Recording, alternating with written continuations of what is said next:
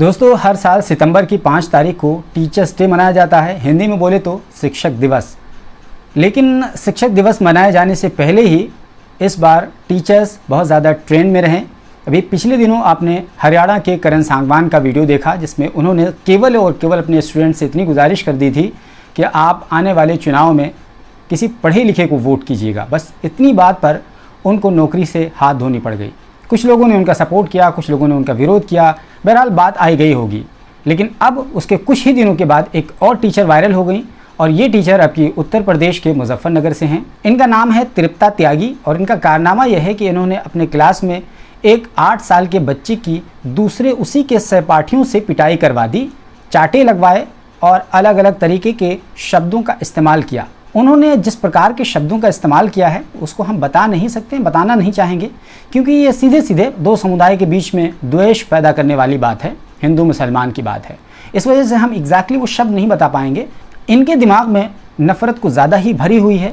जब हमारे देश में दिन रात हिंदू मुसलमान हिंदू मुसलमान हिंदू मुसलमान का रट्टा लगाया जा रहा हो, रातों दिन नफ़रत की खेती की जा रही हो, तो जाहिर है कि ये टीचर्स कहीं कोई एलियन तो है नहीं, ये किसी दूसरे ग्रह पे तो रहती नहीं है, ये भी इसी धरती पर रहती हैं।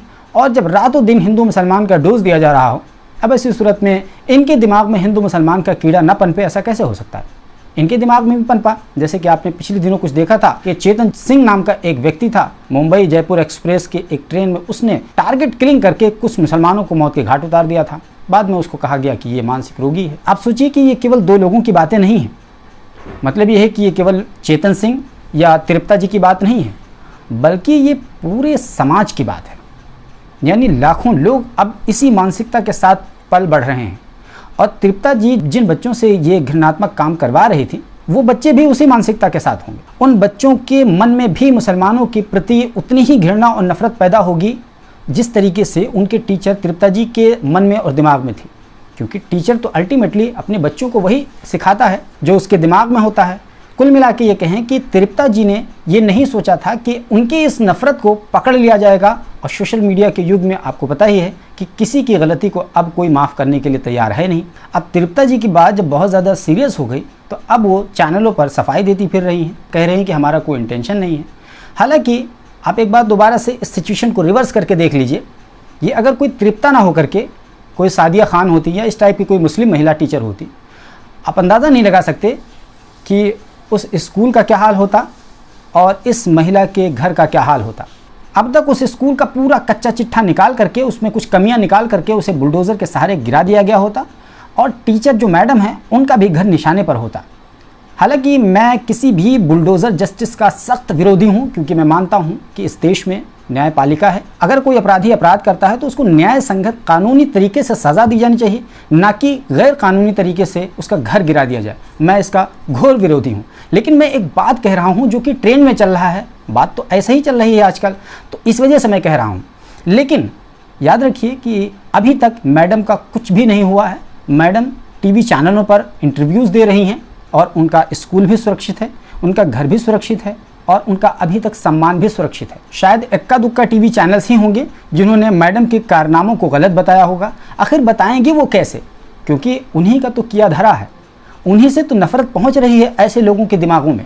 देखिए, हमारे देश की मीडिया, हमारे देश की सोशल मीडिया, जिसे हम लोग व्हाट्सएप फेसबुक का ज्ञान कहते हैं, इसी तरह देश की कुछ पॉलिटिकल पार्टीज़ ने भी ये तय कर रखा है कि हम देश के लोगों के दिमाग में नफरत ठूंसेंगे, क्योंकि उससे उनका भला होता है। फिल्मों ने भी नफ़रत बोने में कोई कमी और कोताही नहीं की है, भरपूर नफ़रत फैलाया है, भरपूर नफ़रत बेची है, और लोगों को दिमाग में भरपूर तरीके से ठूंसने का काम किया है। तो इसी वजह से ये तृप्ता, चेतन या इस जैसे 2-4 नाम ले लीजिए, 2-4 नाम लेने से काम नहीं चलेगा। बल्कि आप ये देखिए कि शायद ही कोई संस्थान बचा हुआ हो जिन संस्थान में इस मानसिकता के लोग ना बैठे हों। हर संस्थान में इस मानसिकता के लोग बैठे हुए हैं, अपना काम कर रहे हैं। जब जब मौका मिलता है वो अपना काम कर जाते हैं। वो और सी बात है, वो रिकॉर्ड में नहीं आते हैं, कभी कभी पकड़े जाते हैं तो कभी कभी उनके खिलाफ कार्रवाई हो जाती है, बहुत ज़्यादा प्रेशर और दबाव में आकर के। लेकिन वहीं एक धड़ा और एक तबका ऐसा आ जाता है फ़ौरन, जो कि उनके सपोर्ट में हो जाता है, उसकी जयकारे करने लगता है, और एक तरीके से उसको समाज और सोसाइटी में उसी नफ़रत के लोगों के साथ लॉन्च कर देता है। फिर कुछ पॉलिटिकल पार्टीज़ ऐसी हैं जो उसको टिकट भी दे देती हैं, और वो नफ़रत का सौदागर बाज़ाब्ता तौर पर एक आम इंसान से उठ करके विधायक बन जाता है, MP बन जाता है, और बहुत सारे लोग तो मुख्यमंत्री और प्रधानमंत्री तक बन जाते हैं। तो इस तरीके से ये एक ट्रेंड है, और ये ट्रेंड लगातार बढ़ता चला जा रहा है।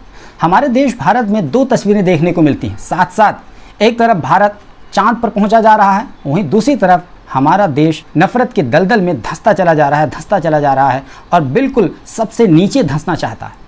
जिस तरीके से मुजफ्फरनगर के स्नेहा पब्लिक स्कूल में मैडम तृप्ता त्यागी ने अपने स्टूडेंट के साथ कारनामा अंजाम दिया है कि 8 साल के उस बच्चे को किस तरीके से उसके सहपाठियों के साथ थप्पड़ मरवाया है, और उसके बावजूद उन्हें कोई शर्म नहीं है। बस सिर्फ और सिर्फ उन्हें इतना एहसास हुआ है क्योंकि ये वीडियो वायरल हो गया, और वायरल होने के बाद में सोशल मीडिया से स्ट्रॉन्ग रिएक्शन आने लगा। पॉलिटिशियंस ने उसको पकड़ लिया, अब चाहे वो राजनीति की वजह से पकड़ लिया हो या जिस भी कारण से पकड़ लिया हो, बस इसी वजह से उन्होंने माफ़ी जैसा अपनी बात कही है।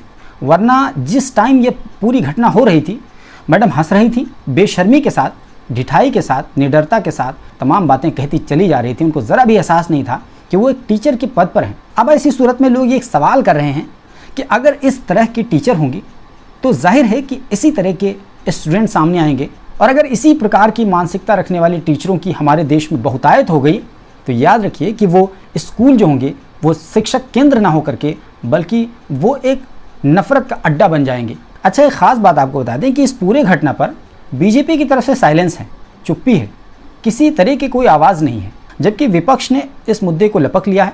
राहुल गांधी ने भी ट्वीट किया है, प्रियंका गांधी ने भी ट्वीट किया है, हाँ वरुण गांधी ने ज़रूर ट्वीट किया है, लेकिन वरुण गांधी के बारे में ऐसा कहा जाता है और देखा जाता है कि वो अक्सर पार्टी लाइन के खिलाफ जाते हैं, तो उन्होंने ये बात कही है। चाइल्ड कमीशन ने भी ट्वीट किया है, अपनी बात रखी है। लेकिन ख़ास बात यह है कि महिला एवं बाल विकास मंत्रालय रखने वाली केंद्रीय मंत्री स्मृति ईरानी ने इस पर कोई बात नहीं कही है। राहुल गांधी पर हमलावर रहती हैं, अमेठी को लेकर बहुत ज़्यादा सक्रिय हैं क्योंकि 2024 में उन्हें एक बार फिर से अमेठी से चुनाव लड़ना है, लेकिन उन तमाम इश्यूज़ पर वो कुछ भी नहीं बोलती हैं जिनके ताल्लुक से उनको मंत्रालय दिया गया है। अब ऐसी सूरत में सवाल यह है कि आखिर ये बीजेपी इस पर खामोश क्यों है?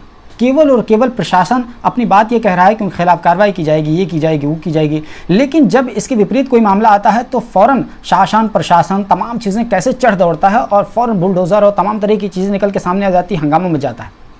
आखिर इसके पीछे का क्या कारण है? उसके पीछे का कारण लोग ये बताते हैं कि दरअसल जिस पार्टी को कहा जा रहा है कि वो इस मुद्दे पर खामोश क्यों है, तो दरअसल वही पार्टी तो इस पूरी जहरीली मानसिकता को पैदा करने के लिए जिम्मेदार है। समाज में जहर बोने के लिए उसी पार्टी ने तो बेड़ा उठा रखा है। अब ऐसी सूरत में वो पार्टी कैसे बोलेगी और क्या बोलेगी? दोस्तों, आपको क्या लगता है? क्या आप इस महिला के इस हरकत को एक सामान्य घटना मानते हैं या वाकई में ये बहुत ही सीरियस बात है? आप अपनी बात कमेंट बॉक्स में ज़रूर लिखिए, और हमारे चैनल पर पहली बार आए हैं तो सब्सक्राइब कर लीजिए। बगल में घंटी का निशान बना होगा, उसको दबाकर ऑल पे सेट कर लीजिए ताकि जैसे ही वीडियो अपलोड हो फ़ौरन इसकी जानकारी आपको मिले।